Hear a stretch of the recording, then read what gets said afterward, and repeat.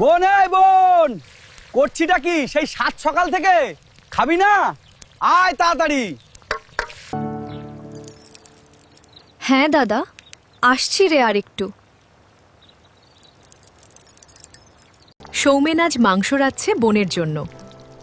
বোনটা মাংস খেতে বড্ড ভালোবাসে। বাজারে লেবু লঙ্কা সবজি বিক্রি করে পেটে ডাল ভাত জোটানোই মুশকিল, মাংস কিনবে কোত্থেকে? আজ জমানো টাকা থেকে একটু কিনতে হলো। আজ যে রাখি। 2 কামরার ভাঙা টালির ঘর সৌমেনের। বৃষ্টি এলেই ঘরে জল ঢোকে, বিছানা ভিজে যায়।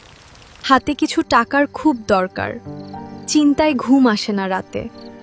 বোনটা বড় হয়েছে, কলেজে পড়ে। সৌমেনই বা কত বয়স ক্লাস 4-এ পড়ে তখন মা বিছানা নিল। বোনের জন্মের কয় মাস আগেই বাপটা অন্য মেয়েকে বিয়ে করে পালালো। সেই থেকে সৌমেন বাজারে সবজি বিক্রি করে সংসারের হাল ধরেছে। তারপর বছরখানেক বেঁচে ছিল মা, বোনকে দেখাশোনা করত। মা মরতে সৌমেনই বোনকে সামলাতো।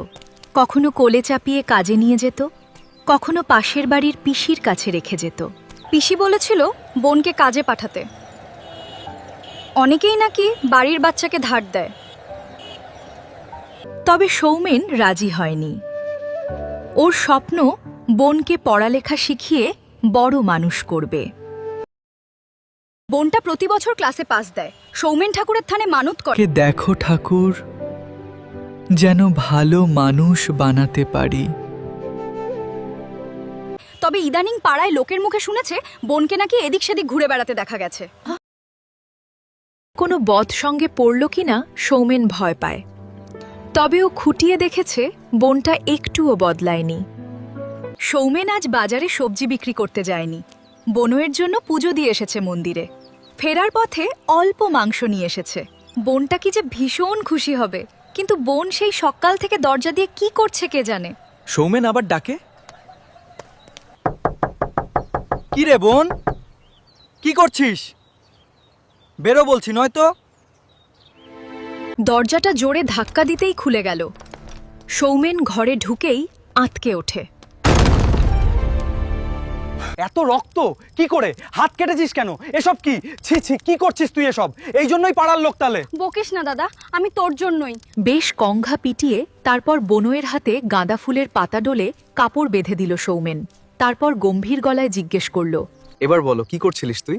কোনোদিন আমি বাড়িতে থাকি না, টের পাই না। বোন কাঁদতে কাঁদতে এগিয়ে গেল পড়ার টেবিলের কাছে। তারপর দাদার হাতটা টেনে পরিয়ে দিল রাখি। এটা দাদা তোর জন্য, আমি বানিয়েছি। এটা বানাতেই তাড়াহুড়োতে কেটে গেছে হোটা।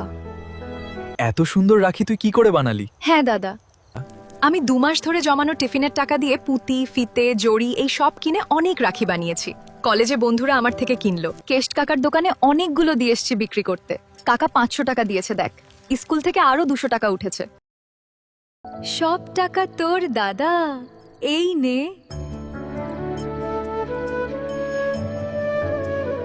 চোখে জল আসতই সৌমেন গর্বে বুকে টেনে নিল বোনকে।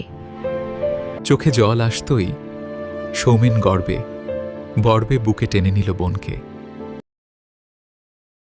ভাঙাটালির ফাঁক দিয়ে সূর্যের আলো ঠিকরে এসে পড়েছে রাখির জড়ির ওপর। সৌমেন দেখল সমস্ত ঘরটা যেন আলোতে ঝলমল করছে।